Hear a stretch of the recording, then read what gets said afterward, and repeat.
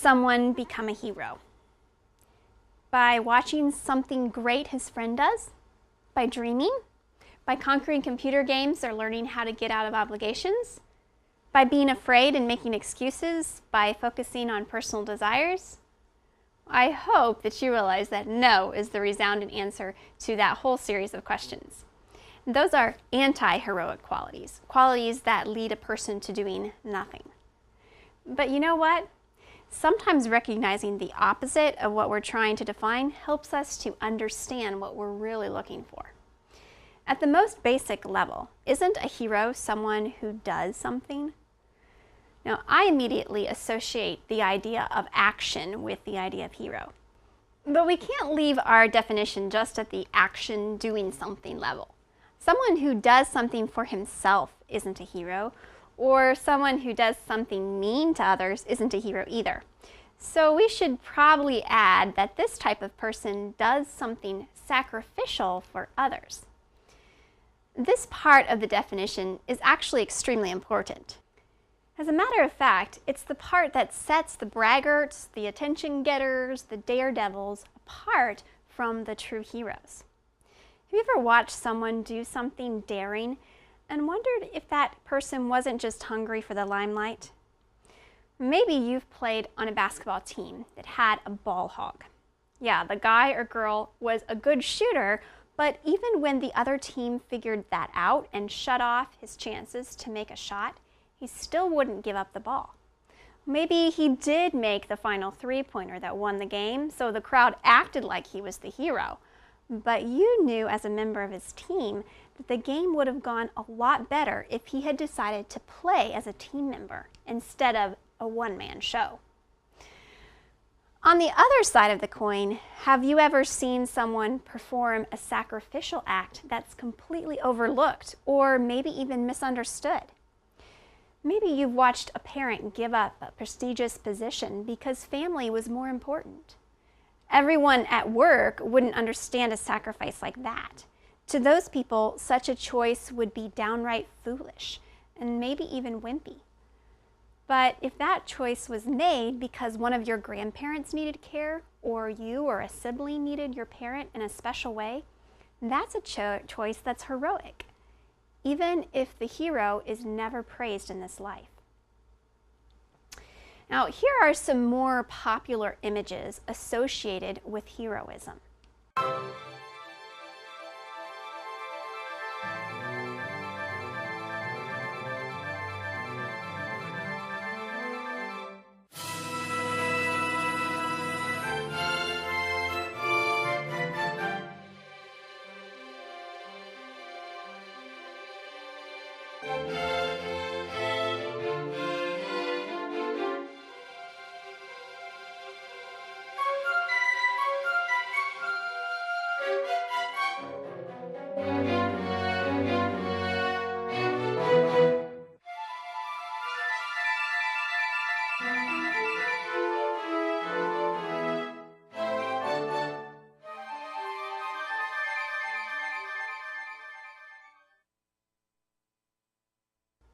During tragic times or emergencies, the people who face dangers and death for the sake of others are easily identified as heroes.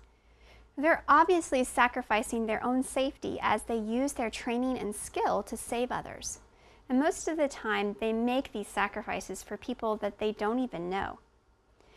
While it's true that some people might enter one of these professions for selfish reasons, when the pressure comes, the true heroes will stand out and act with selfless courage in the midst of a crisis. It takes a strong person to be willing to face death again and again, a committed person, a hero. Now, heroes are inspiring to us because they're people we look up to, people we admire and like to learn about. And because of that, heroes are often at the center of the greatest works of literature.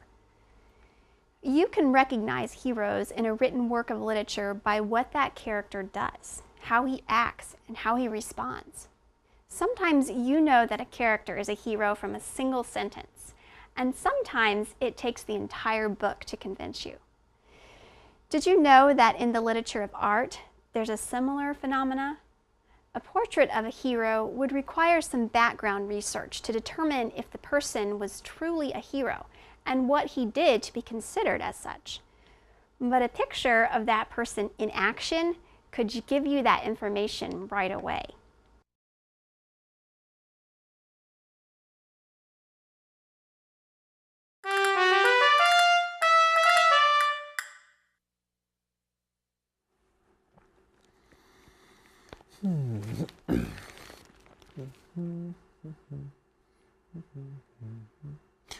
Oh, hey there. Just taking a look through the pictures, getting the headlines, you know? Sometimes I just look at the pictures to study the photojournalism, of course. Hey, did you notice our exhibit on photojournalism? I bet you can't guess what era this picture is from. It's from the World War II era, the 1940s, you know? You don't look that surprised.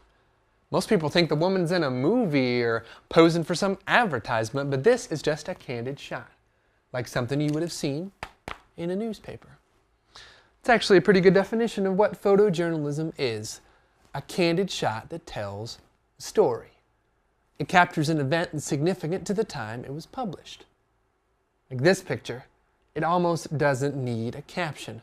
Once you know it was taken during the 1940s, which was during the golden age of photojournalism. And if you know a little bit about World War II history, you pretty much know exactly what's going on in the picture. And you have a pretty good guess of the message the photographer is trying to communicate. You see, it's not your typical World War II photo, which is why I like it. Instead of soldiers on the battlefield, it's a woman on the home front, one of the heroes at home. You know, a lot of women had to join the workforce when their husbands and sons went to war, had to do things for the war cause, like build planes and weapons. They were kind of the unsung heroes of World War II. You know, I think the photographer was trying to show how brave these women were. How ordinary women like her, determined to answer the call and do something for their country, even though it was new and challenging. They learned new trades and skills because it helped their country and their loved ones fighting overseas. Come to think of it, just last week there was a group of seniors taking a tour. And when they came by this photo, two of the ladies said they worked in a factory during World War II. I think they said they were welders or riveters or something to do with machinery. Maybe they were telegraph.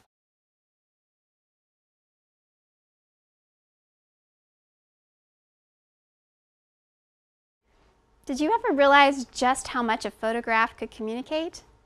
Maybe you enjoy working with pictures. If you do, you realize that there are often ways to make a beautiful photograph out of an unlikely scene, or even to edit a lousy picture into a priceless treasure, perhaps by capturing the characteristic expression of someone in the periphery, or cutting out distracting elements. Though there are many ways now to manipulate even the images within a photograph, there's a sense in which it's still true that, just like the introduction to your artwork for this unit says, pictures play an important role in documenting life, in capturing in an undeniable way certain facts, processes, and reactions. Now, the first question about this photograph actually gives you some background information that you wouldn't have known without some research. It told you that this picture was taken at a World War II cemetery in the Ryukyu Islands. Well, I'm sure that you were able to figure out the cemetery part on your own, and probably the military part too. All those fresh-looking graves communicate that lots of people have died at once. But knowing that this cemetery is on a foreign island adds intensity to the message, doesn't it? From the men's actions, their salutes, and their faces, it's clear that they're communicating a deep sense of respect. The message I think that the photographer was trying to communicate. Maybe the admiration, loyalty, or heroism came to your mind as well. But despite the specific word, I'm expecting that it communicated the sense of profound gratefulness for this dead military man, one who probably died and was buried far away from home. Now, I'm assuming that the grave these men are saluting is a military grave because of their salute. And because of the hats that these men are wearing, it's safe to guess that they're saluting a fellow member of the Coast Guard. Did you notice that as you thought about what we know about these men just from looking at them? Well, maybe you also noticed that one of them looks younger than the other one, and that they're both in work clothes. Although there's really no way that we can tell just from looking at them if they're heroes themselves, we can tell from the expression on their faces and of course their actions that they're men who are intent on honoring a hero that we can't see, but one that they probably knew personally. Whether you realized it or not, this singling out of one cross among the many is what makes this picture grip our hearts, creates the mood. Once again, you may have come up with different words to describe your response to this mood, but the words I thought of when I looked at those crosses was overwhelming sacrifice.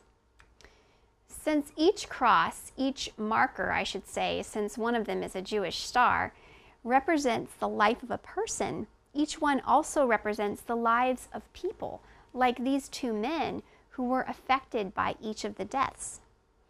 I'm sure at least two people loved each person whose grave is marked in this picture. Isn't it overwhelming to realize that each one had a name, a family, a personality? Each one was different, but they all gave their lives. Doesn't that overwhelming sacrifice also make you shudder at the cost of war? If it does, I think that's part of the photographer's purpose too. He's not just getting us to think about the honor of a hero, he's getting us to think of the cost a hero pays too. Of course, the subject of the photograph, the stark reality of this hero's death, clearly communicates this mood. But the style of the photograph does as well, more particularly the color. Did you realize that this same picture in color would probably be brighter? Color would simply distract from the somber, stark, harsh look created by all the white crosses against the dark ground. While heroes who give their lives, the ultimate sacrifice, often come to mind immediately when we discuss the topic of heroism, heroes can be people who live through sacrifices as well. Your introductory essay for this unit is going to begin by presenting the vast variety of people in the world that hero can envelop.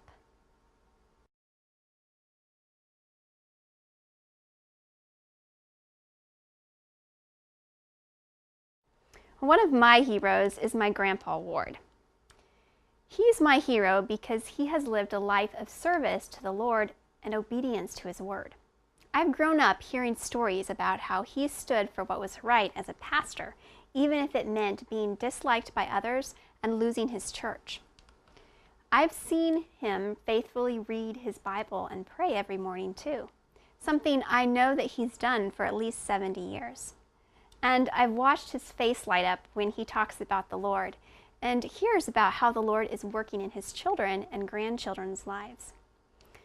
Even though many people dismissed him as too radical when he was rearing his family and standing for truth, all 4 of his children are serving the Lord, and all of his grandchildren also love the Lord. I'm not going to list all my heroes for you, but I'll tell you that that list includes my parents, my older brother, my grandma, some of my teachers and writers of classic literature, missionaries, hymn writers, and soldiers of the faith, both men and women. Although any human hero has faults, we often admire that hero more because of that very fact. We see the faults, and yet we also see the way that he overcomes those weaknesses. And that person becomes our hero because we feel like we can identify with him and aspire to be like him. I think that's why God gives us so many stories about heroes in the Bible. People who weren't always famous or well-liked, but people who put aside self to serve God and do what was right. Although it's sometimes hard to think of these characters as real people because the time that they lived in was so different from ours, that's exactly what they were, real people with real struggles that God helped them overcome.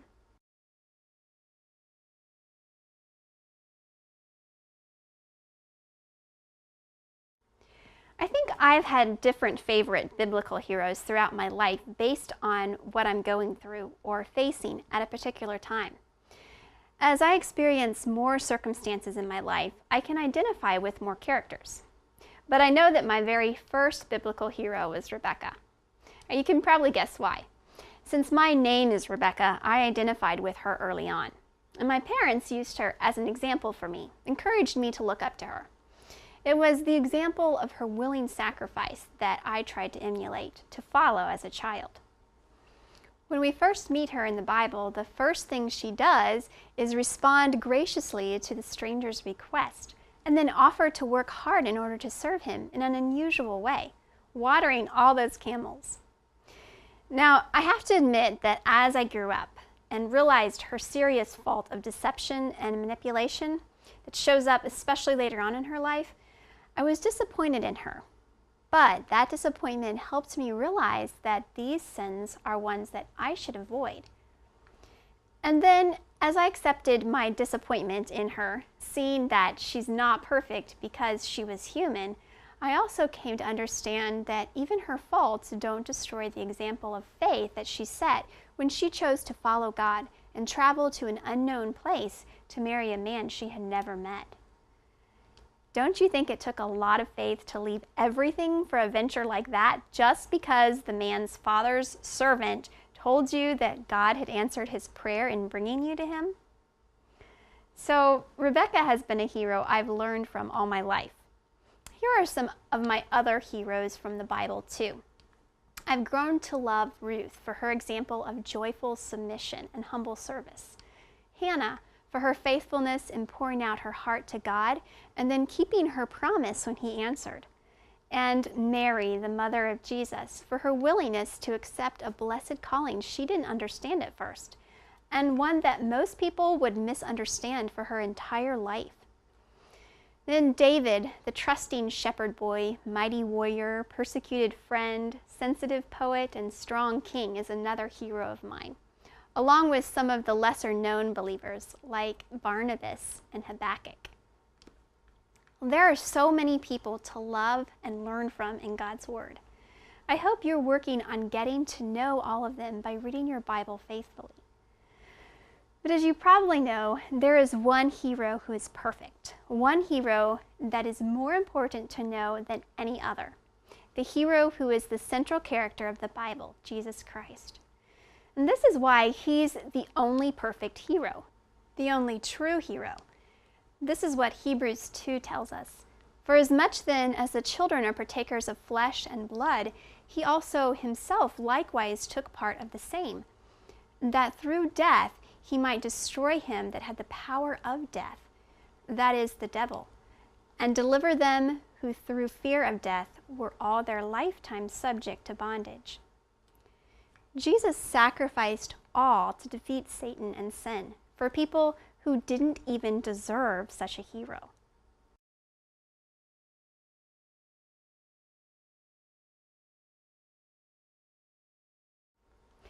Do you realize that Christ's heroism benefits us in a unique way? While it's true that we can learn from the example of any hero, only Christ's heroism actually gives us the power to be heroes like him.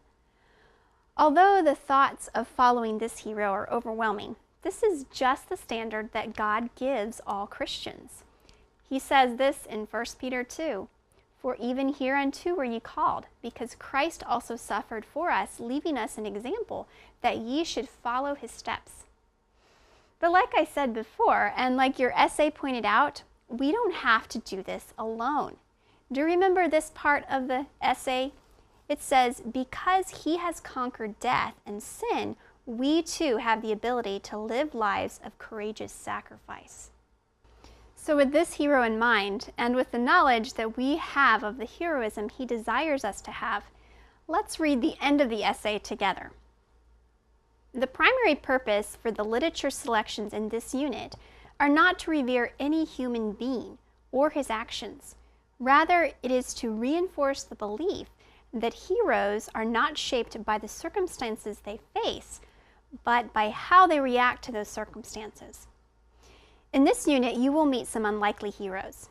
Be alert to the hero's struggles and realize that it is the heart, not the environment, that determines a hero.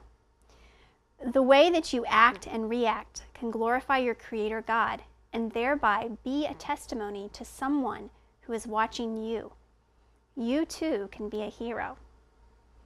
Now, there's some practical advice about how you can become a hero, how you can begin even now making that the goal of your life. Did you notice that important phrase, the one that's focused on where heroism has to start? It is the heart and not the environment that determines a hero. Circumstances often work as a catalyst to reveal a hero. If there isn't a challenge or an opportunity, no one needs a hero, right? For example, you can say all you want about being your sister's hero, how you defend her and fight for her, but if she's never in danger and you're not around when she needs defending, she probably won't really accept the fact that you see yourself as her hero. You have to prove it, don't you? And if you fail her when you do have an opportunity to stick up for her, there's definitely no way that she'll see you as a hero. So, yes, circumstances do play a part in heroism. But the heart of a person ultimately determines whether or not that person will respond to those circumstances as a hero or a coward. If you fail to stick up for your sister because you're afraid of what your friends will say, you've revealed that you have the heart of a coward. But if you choose to defend her, to sacrifice your reputation if need be, you've revealed the heart of a hero. And like we've talked about before, great choices and acts never just come out of the blue in a person's life. Small, often unacknowledged choices to do right are the fabric of true heroism. The small acts, the everyday choices, shape who a person is, so that when a person is faced with a crisis, with a test that demands heroism, that person's heart will be revealed. So, are you wondering right now how you can have a hero's heart? Well, ultimately, a hero is one who lives out this verse, Philippians 2:4. Look not every man on his own things, but every man also on the things of others. So the best way to cultivate a hero's heart right now, at this very point in your life, is to begin thinking of this verse and finding ways to live it out every day. As you set patterns for how you respond to circumstances in your life, you can choose to act like a hero by doing right despite the circumstances, by sacrificing for others even when no one sees your sacrifice.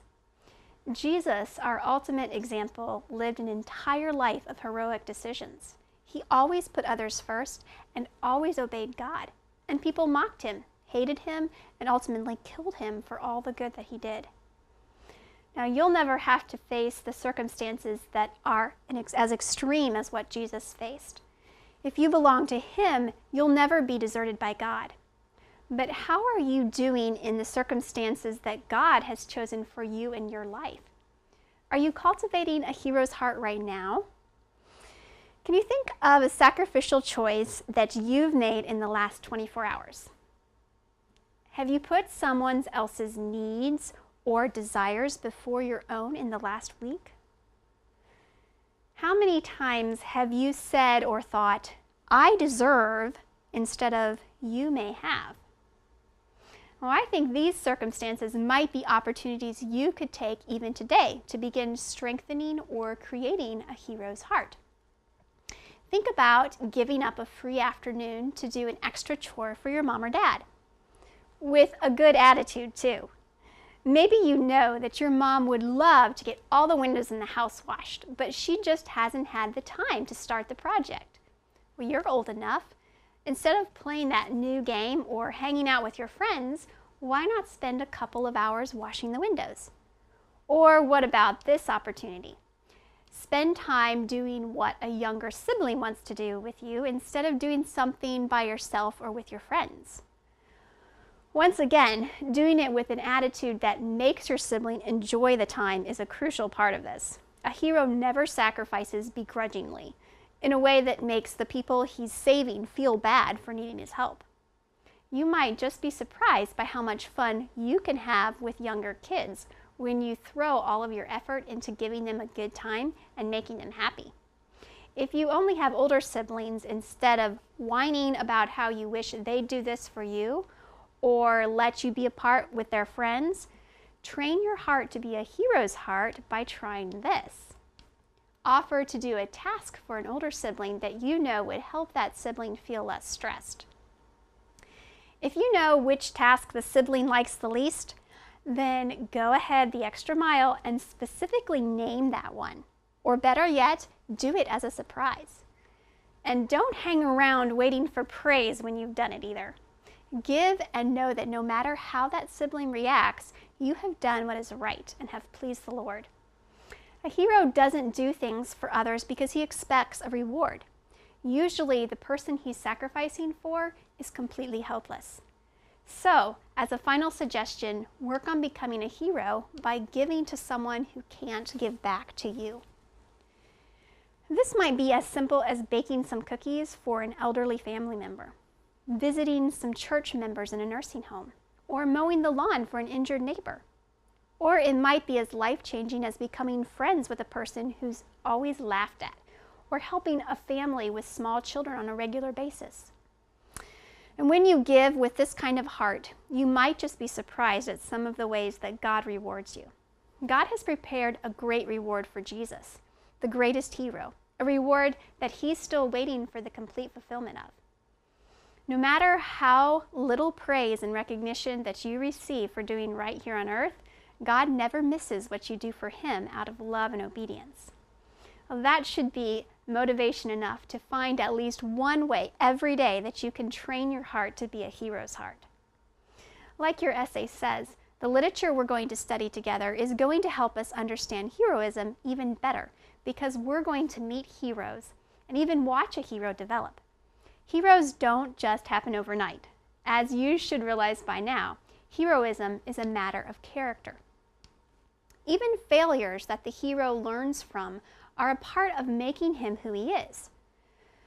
Although it's the big, dramatic acts that usually bring such a person to the attention of the public, those acts would be impossible without the character development that took place behind the scenes, so to speak. And these are the types of heroes you're going to meet in this exciting unit ahead of us.